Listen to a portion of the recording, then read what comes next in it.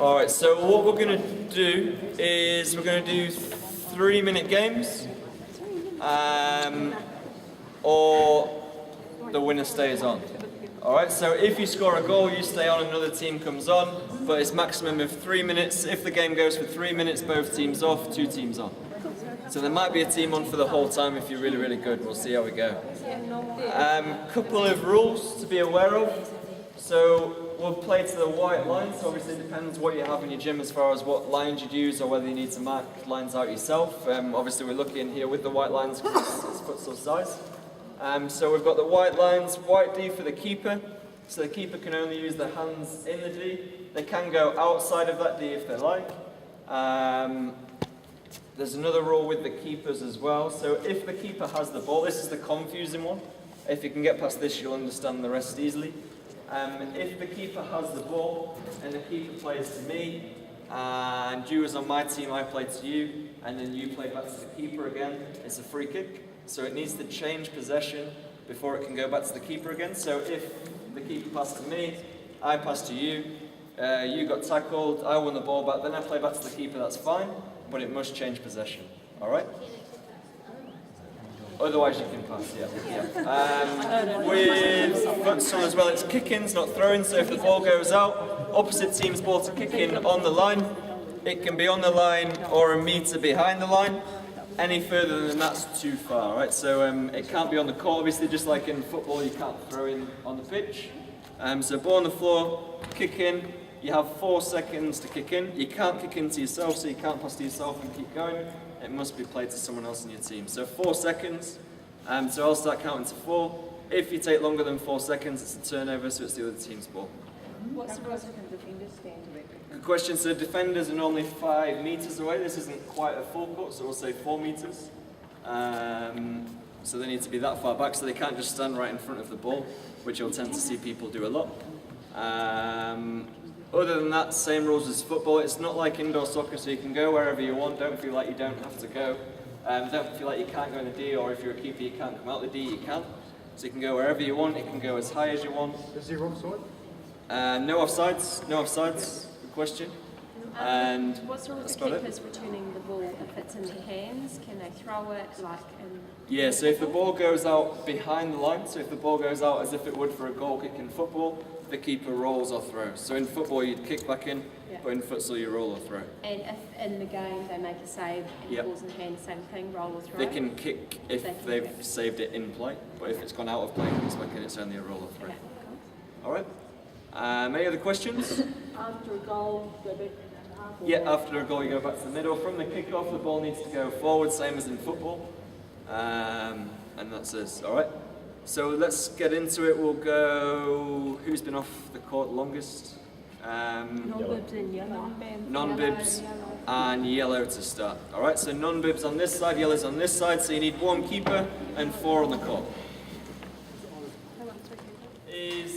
There are 4 things that we've worked on so far, so ball control, dribbling, passing and shooting. We can incorporate them into the game, so we'll just listen up guys, because this will include you as well. So you can condition the game from what you want out of it. So obviously we've worked on ball control, so we've worked on using the sole of the foot on the first touch. So what you can say in the game is if you can play with the ball. So if you don't use the sole of your foot on your first touch, it's a free kick to the team. Alright? And you'll soon see once you start to do that, the players will start to do it. Alright, so we're going to say that. So if you don't use the sole on your first touch, it's a free kick. You can also have other conditions for dribbling and passing. So for dribbling and passing, you might say you need at least 5 touches before you can score. So we're not just getting the ball and booting it every time. You can say 5 passes, so we're seeing some passes between the team. I'm not going to put them conditions on it just at this point in time. So it's just the sole of the foot to start with. Alright? So every first touch needs to be the sole, or it's free kick for the team. Alright, we'll go. Yeah. The other team gets the ball. Yeah. Alright, let's go.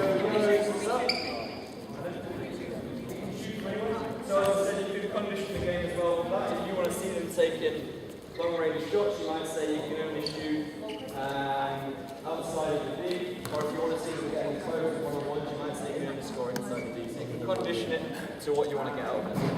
but for now we'll just say the only condition is sole of the foot with the first touch. Alright, off we go. Yep.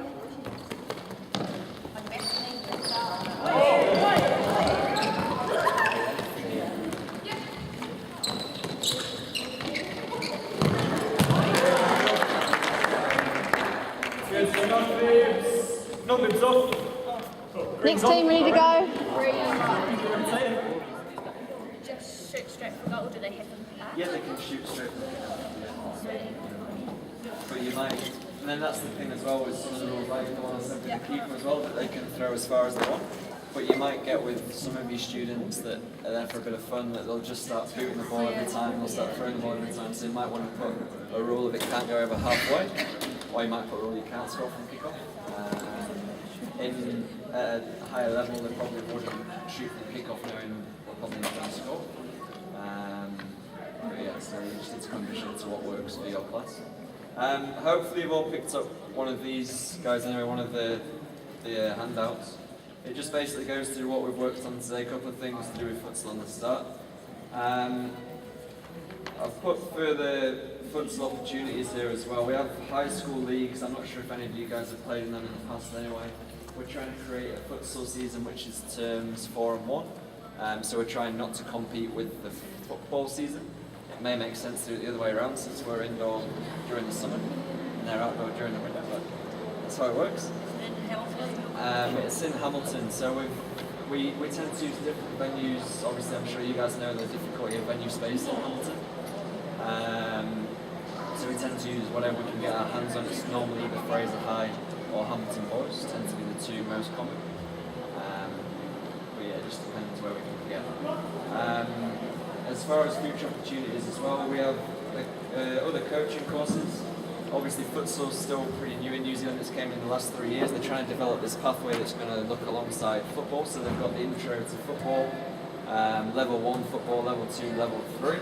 So they're trying to do the same with futsal. At this moment in time, we have the intro to futsal and the level 1 futsal.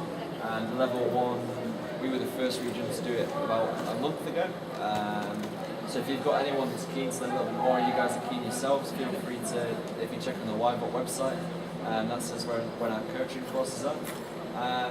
Also, sorry, I'm doing my little sales pitch at the end. Also, you're allowed, it was free to come today. Also, looking ahead, we've been given the opportunity to have an NCEA program through futsal. So it's basically delivering credits through futsal, so that's something that we're going to pilot in terms 3 and 4 with one school I'm based in the Bay of Plenty, so I cover the whole Waikato and Bay of Plenty. So I'll be covering one school in the Waikato, one school in the Bay of Plenty. And then in next year, we'll be looking to have it in 4 schools in Hamilton, 4 schools in the Waikato and 4 schools in the Bay of Plenty, so hopefully I'll have a bit of growth next year. So if that's anything any of you guys are interested in, please feel free to get in touch with me. My details are on there. We're really trying to push this program to get forward. Hopefully we'll get the numbers for it, with futsal being very new. It's just a bit of a, we'll wait and see what happens at this point. But if it's something you might be interested in, please feel free to get in touch.